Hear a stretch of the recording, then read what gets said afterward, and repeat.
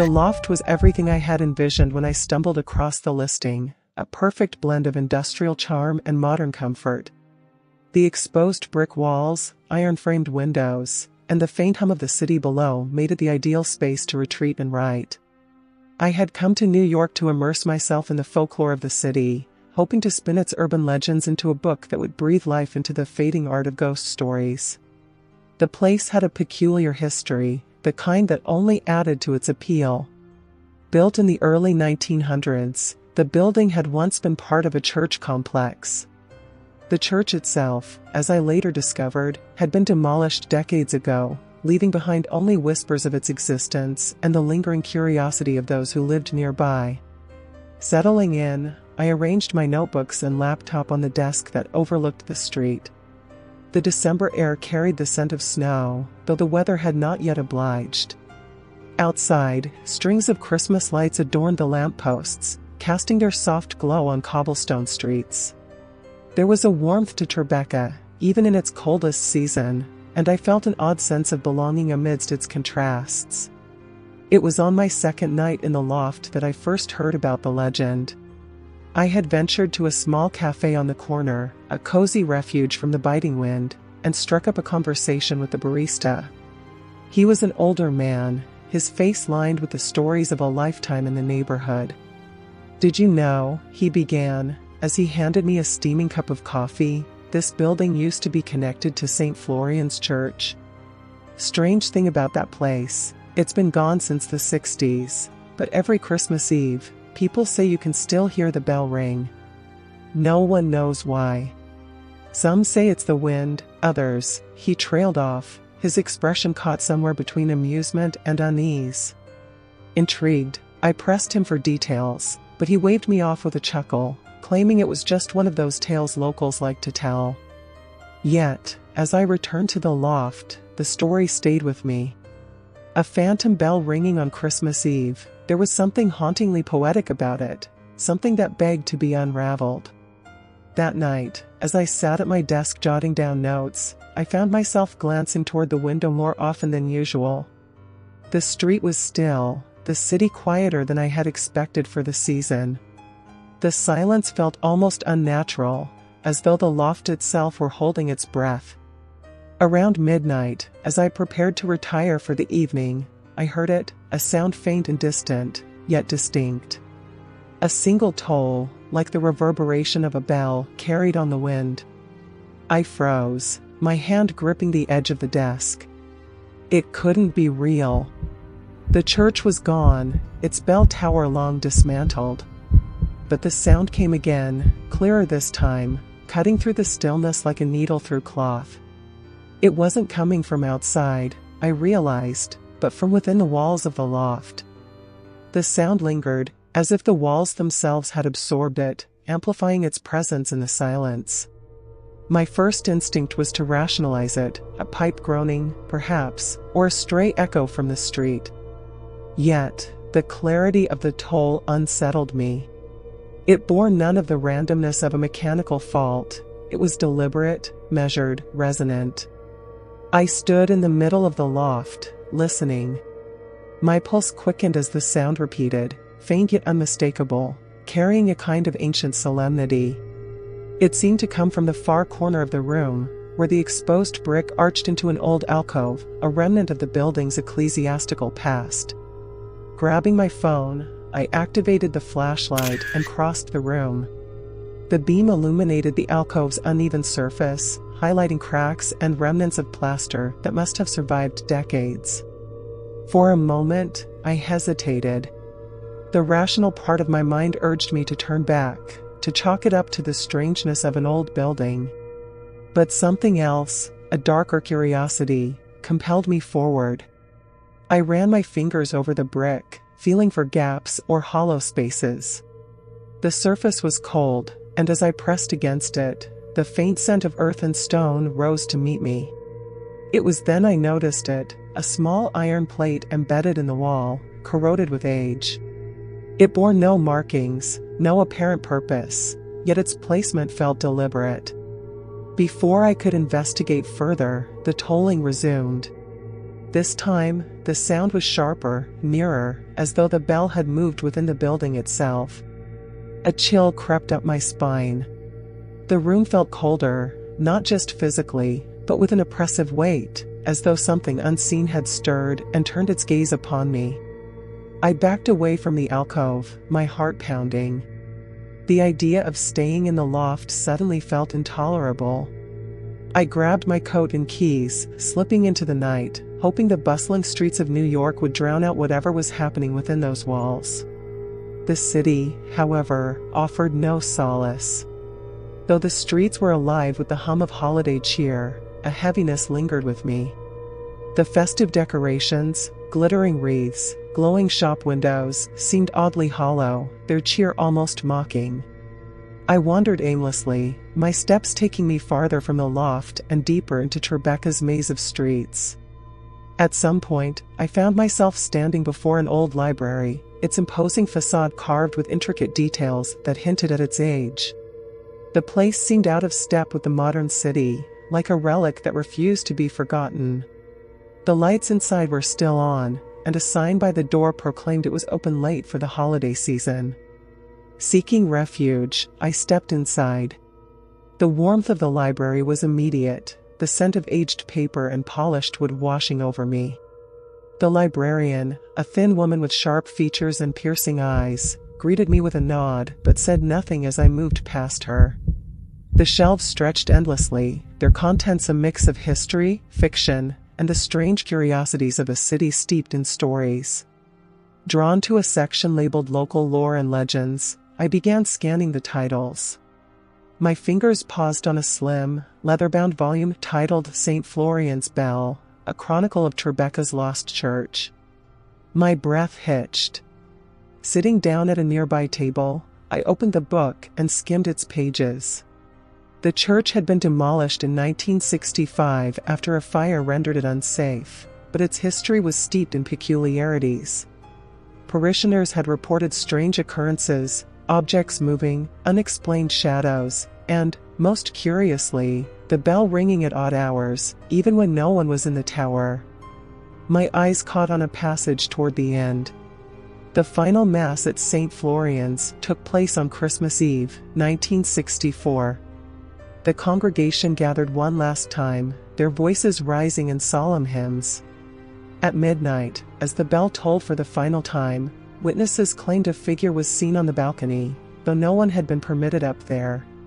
When the church burned weeks later, the bell was never recovered. The words blurred on the page as I read them. My hands felt icy despite the warmth of the library.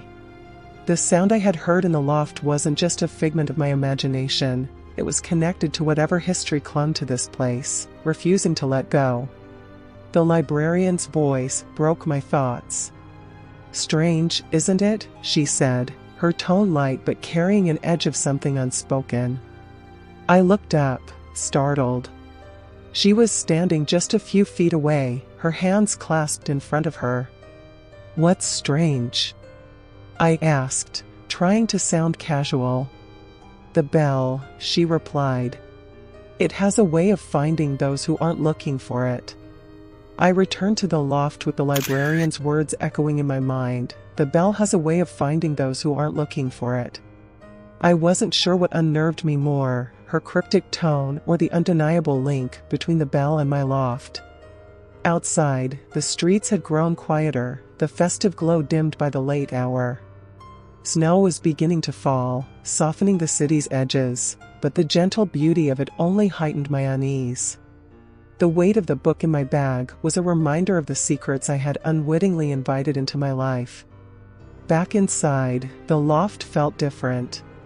It was subtle, an almost imperceptible shift in the air, a tension that pressed against my senses. The alcove loomed like a shadowed presence, as though the very bricks were watching.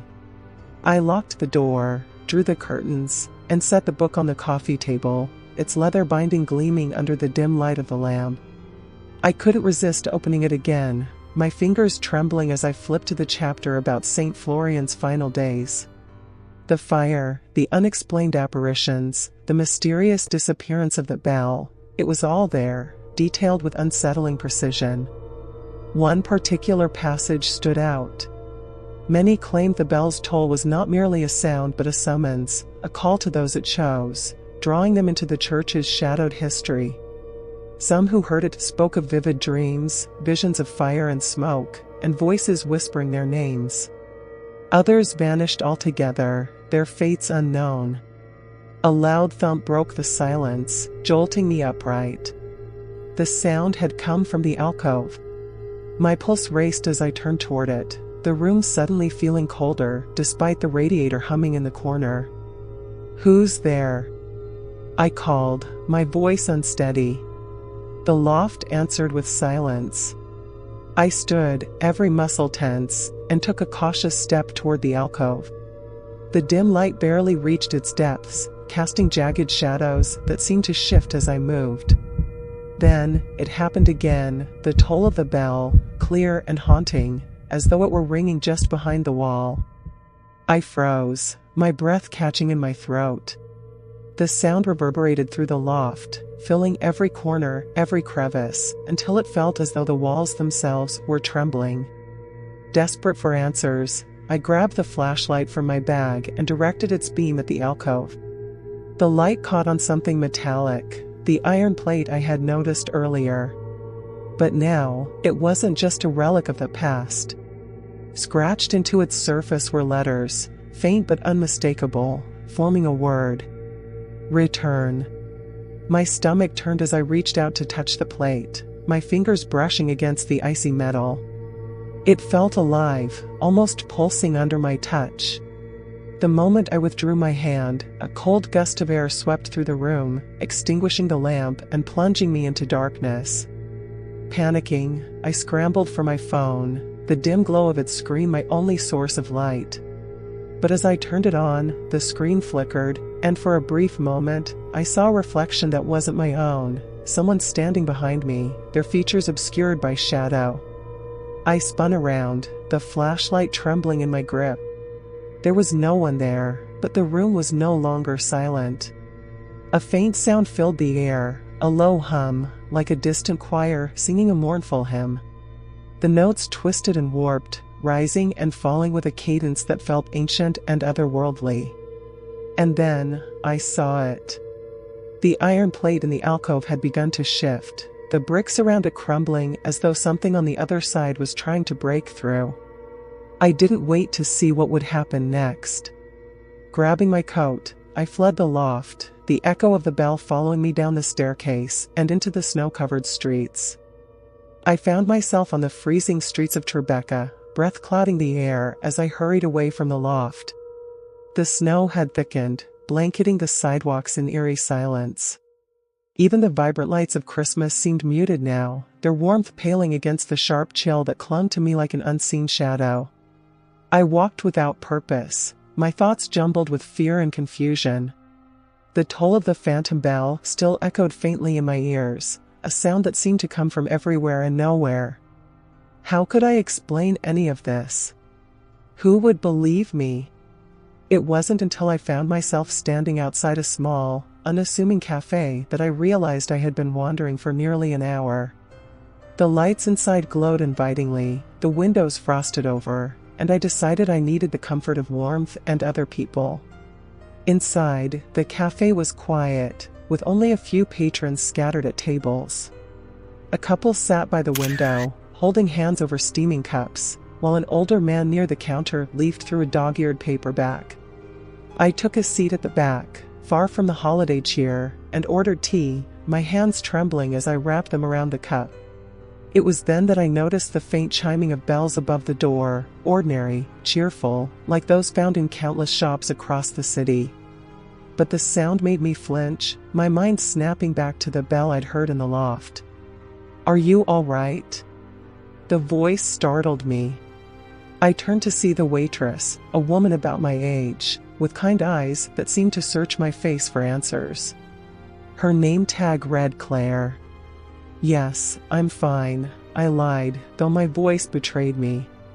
She lingered a moment before nodding. "This time of year can be overwhelming, can't it?" I forced a smile, and she left me to my thoughts. I reached into my bag for the leather-bound book, flipping it open to the passages about the bell. My mind raced as I reread the part about people vanishing, and as I traced my finger along the delicate, aged script, something fell from between the pages. It was a photograph, black and white, its edges worn. In it, a group of people stood in front of what had to be St. Florian's Church, their faces blurred with age and exposure. But one figure stood out, a woman with dark, piercing eyes who seemed to stare directly at me. I turned the photo over. Written on the back in faded ink were the words, Christmas Eve, 1937. The waitress returned just as I was tucking the photo back into the book. She set a plate of cookies on the table, unsolicited, and smiled. On the house. Merry Christmas, she said. Thank you, I replied, though my mind was elsewhere. Strange time to be reading about St. Florian's, she added casually. Her words hit me like a lightning bolt. You know about it? I asked, leaning forward. Her expression faltered, her earlier warmth replaced by something colder. She nodded. Everyone around here does. The bell, the fire, it's part of the neighborhood's history. But no one talks about it much. Why not? Claire glanced around as if checking who might be listening. Then, she leaned closer, lowering her voice. Because they say the bell chooses who hears it. Once you've heard it, well, let's just say no one sticks around long after that. Before I could respond, the cafe door chimed, and the old man at the counter left, giving us both a polite nod. Claire straightened, her professional demeanor snapping back into place. Be careful, she said softly before retreating to the counter. I didn't linger. Pocketing the book, I left the cafe and stepped back into the snow. The streets were almost deserted now, save for the occasional car crawling through the icy roads. I decided to return to the loft. As terrifying as it had been, I needed answers, and something told me they wouldn't be found anywhere else. When I arrived, the building stood silent, its brick facade dusted with snow. I hesitated at the door, half expecting to hear the bell again, but all was quiet. Upstairs, the loft was exactly as I'd left it, save for one thing: the iron plate in the alcove had been pushed aside, revealing a dark, narrow passageway that hadn't been there before. My heart pounded as I approached it, the flashlight shaking in my hand. The passageway seemed to stretch into the very bones of the building, its walls rough and uneven. The faint scent of damp stone reached me, mixed with something sweeter, almost floral, a scent I couldn't place, but that felt oddly familiar. I stepped inside, my footsteps echoing faintly as I moved deeper into the passage. The walls seemed to close in around me, and the farther I went, the colder the air became. And then, just as I was about to turn back, I saw it, a faint glimmer of light ahead, flickering like a candle's flame. I moved toward it, the sound of the bell growing louder with each step, until I emerged into a small, hidden chamber. At its center stood an altar, dust-covered and crumbling, and above it hung a single bell, suspended by chains that looked ready to snap. The bell was tarnished, its surface marred with scratches and symbols I didn't recognize. But as I stared at it, something became clear: this was no ordinary bell. It was the source of everything: the tolling, the unease, the shifting shadows in the loft. And then, as if sensing my presence, the bell rang once more. But this time, the sound didn't merely echo in my ears. It pierced my very mind, pulling me into a whirl of images: the fire that had consumed the church, the terrified faces of its congregation, and the woman from the photograph, her eyes locked on mine as she mouthed a single, chilling word. Run. I stumbled backward, nearly losing my footing as the ringing subsided, leaving behind an oppressive silence that felt louder than the sound itself. My breath came in sharp bursts, each exhale clouding in the cold air of the hidden chamber. The bell hung motionless now, its tarnished surface glinting faintly in the dim light. But something had changed. The air felt charged, heavy with a presence I couldn't see but could feel pressing against my skin. Shadows crept along the walls, writhing like smoke, their movements synchronized with the faint, rhythmic pulse of the bell's final echo. And then, I saw her. The woman from the photograph. She materialized as if stepping out of the shadows, her form flickering and translucent, yet unmistakably real. Her eyes locked onto mine, filled with something that wasn't entirely malice, but wasn't entirely human either. "You shouldn't have come here," she said, her voice layered with an unnatural resonance, as though more than one person were speaking through her. I couldn't move, couldn't speak. The room seemed to shrink around me, the walls pressing closer, the air thinning. "This place," she continued, gesturing to the altar and the bell, "was meant to remain forgotten. The toll is not for the living." I forced myself to find words, though my voice trembled. "Who are you? What is this?" She tilted her head, her expression softening for a fleeting moment. "I was like you once. Curious. Drawn to the bell. But the bell, it doesn't toll for those who merely listen. It chooses, and once it has chosen." Her voice trailed off, her gaze shifting to the bell as if she feared its very presence. I took a step back, the cold stone beneath my feet feeling like ice. "What does it want?" Her eyes snapped back to mine, and now they burned with a fiery intensity. "To collect what it lost. To finish what was started. And now, it's marked you." Before I could respond, the bell began to ring again, its sound deeper and more resonant than before. The room seemed to shake with its vibrations, the shadows growing darker, thicker, until they felt solid, suffocating. The woman stepped closer, her translucent form flickering like a dying flame. "You must leave, now. Before it's too late." Her words jolted me into action. I turned and bolted for the passageway, the ringing of the bell chasing me like a living thing. The shadows surged after me, their tendrils reaching for my legs, my arms, pulling at me with a force that felt like icy claws.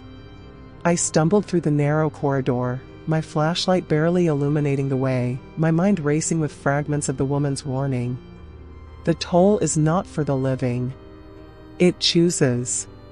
I burst out of the hidden passage into the loft, slamming the iron plate back into place behind me. The room was silent again, but the stillness felt wrong, like the pause before a storm. I grabbed my coat and ran for the door, nearly tripping over the threshold in my haste. As I descended the stairs, the tolling of the bell resumed, louder now, reverberating through the very walls of the building. Out on the street, the snow was falling heavier than before, the flakes swirling in the wind like ash. I didn't stop running until I was blocks away, my chest heaving, my breath a cloud of panic and exhaustion. When I finally dared to look back, the building loomed in the distance, its windows dark and unyielding. But just as I turned away, I saw it, a faint glow from the alcove, like the flicker of a candle, and the unmistakable silhouette of the bell. I knew then that I couldn't escape it. The bell had marked me, as the woman had said, and no amount of distance would sever that connection. And as I stood there in the snow, the city bustling around me, I heard it again, faint, almost imperceptible, but undeniably real. The toll of the phantom bell, calling me back. I didn't sleep that night. How could I? Every creak of the loft, every rustle of the wind against the windows, felt like a summons. The sound of the bell haunted the edges of my hearing, faint and maddeningly persistent, as though it rang not in the world, but somewhere deep within me. By morning, the city had turned into a snow-draped tableau, hushed and solemn. Christmas Eve. The streets of Tribeca were dotted with last-minute shoppers clutching their bags, their laughter and chatter muffled by scarves and snowfall. The festive bustle felt like a distant world to me now, unreal and unattainable. But I had made a decision.